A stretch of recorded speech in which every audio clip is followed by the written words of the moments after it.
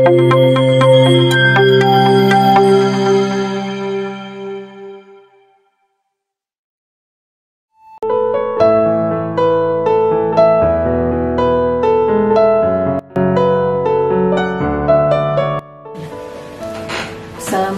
warahmatullahi wabarakatuh.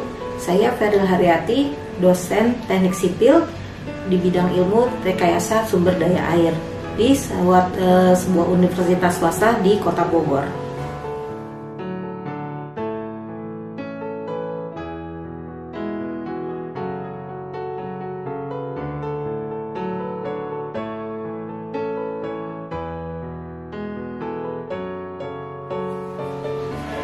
Masalah air di dunia ini sebenarnya cuma hanya ada 3 ya, water too much, water too little, dan water too dirty. Nah, dalam SDG, masalah air ini salah satunya masuk dalam goal yang ke-6, yaitu clean water and sanitation.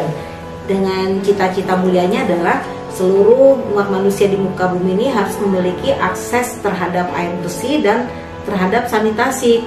Nah, ini suatu goal yang ingin dicapai oleh PBB atau United Nations agar seluruh manusia di muka bumi ini mendapatkan akses air bersih.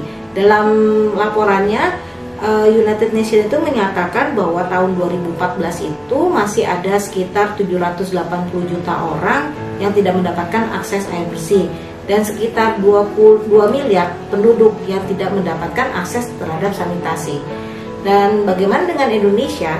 Di Indonesia ini masih ada 20 juta orang ya yang tidak mendapatkan air bersih.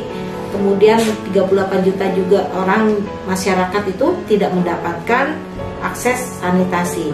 Di Kota Bogor sendiri ada beberapa kelurahan ya yang masih belum mendapatkan air bersih dan masih menggunakan air sumur. Dan kalau kita lihat sendiri, Bogor ini kan sebenarnya sudah padat ya. Bagaimana kalau orang menggunakan air sumur, kemudian dia dekat juga dengan septic tanknya, nah ini kan akan tercemar ya, akan mudah tercemar. Nah, ini yang sebenarnya sudah tidak layak lagi bagi masyarakat di beberapa wilayah di Kota Bogor. Nah, kalau kita mengandalkan air bersih dari sungai, air permukaan, maka hal ini akan sangat sulit karena kita tahu air yang ada di Kota Bogor ini sebagian besar sudah banyak yang tercemar ya, sudah tidak bersih lagi. Sehingga kalau kita jadikan dia sebagai sumber air bersih itu sudah tidak layak. Dan dari hasil survei juga menunjukkan bahwa masyarakat yang memiliki kesulitan untuk akses air bersih adalah masyarakat dengan penghasilan rendah. Dari hasil survei yang sudah ada. Nah, jadi kalau mereka pengen mendapatkan air bersih, terutama dari perusahaan daerah ya, perusahaan daerah yang mensuplai air minum, ini kan mereka harus mengeluarkan sejumlah biaya ya, dan ini cukup mahal biayanya, sehingga masalah ini tidak terselesaikan akhirnya karena mereka tidak memiliki kelebihan biaya untuk kelebihan uang itu untuk mengakses air bersih dari perusahaan air minum.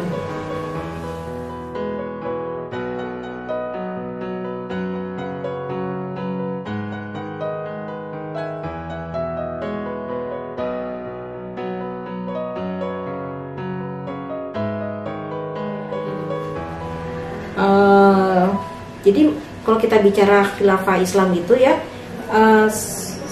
sebuah negara Islam itu mengatur kebijakan bernegaranya berdasarkan Al-Quran, Sunnah Rasul, dan Ijma para sahabat. Jadi saya pernah membaca sebuah literatur ya mengenai kebijakan pengelolaan sumber daya air.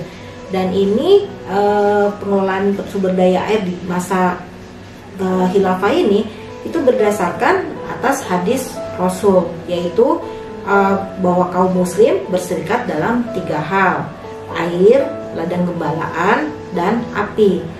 Dan dari sini kita bisa melihat bahwa masalah air itu bukan masalah individu lagi.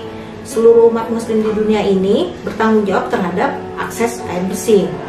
Nah, kalau nggak ada khalifah ini seperti apa? Kita bisa lihat sekarang bahwa konflik antara India dan Pakistan itu dipicu oleh masalah air.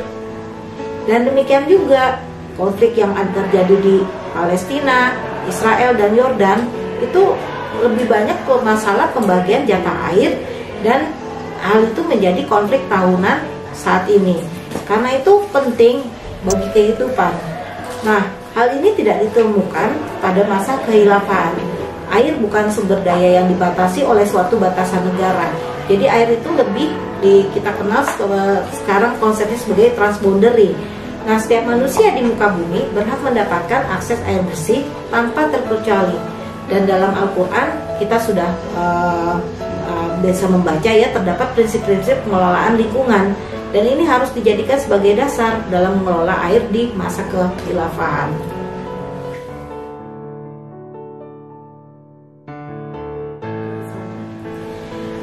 Indonesia ini dikaruniai Allah sumber daya air yang sangat melimpah ya. Sungai-sungai kita ini sebagian besar merupakan sungai regional, bukan sungai lintas negara. Akan tetapi kesadaran untuk menjaga kelestarian sumber daya air inilah yang masih sangat kurang. Meskipun kita tahu ya, dalam Undang-Undang Dasar 1945 pasal 33 itu ada satu ayat yang mengatakan bahwa air, udara dan kekayaan alam yang di dalamnya itu dikuasai oleh negara dan dipergunakan sebesar-besarnya untuk kemakmuran rakyat.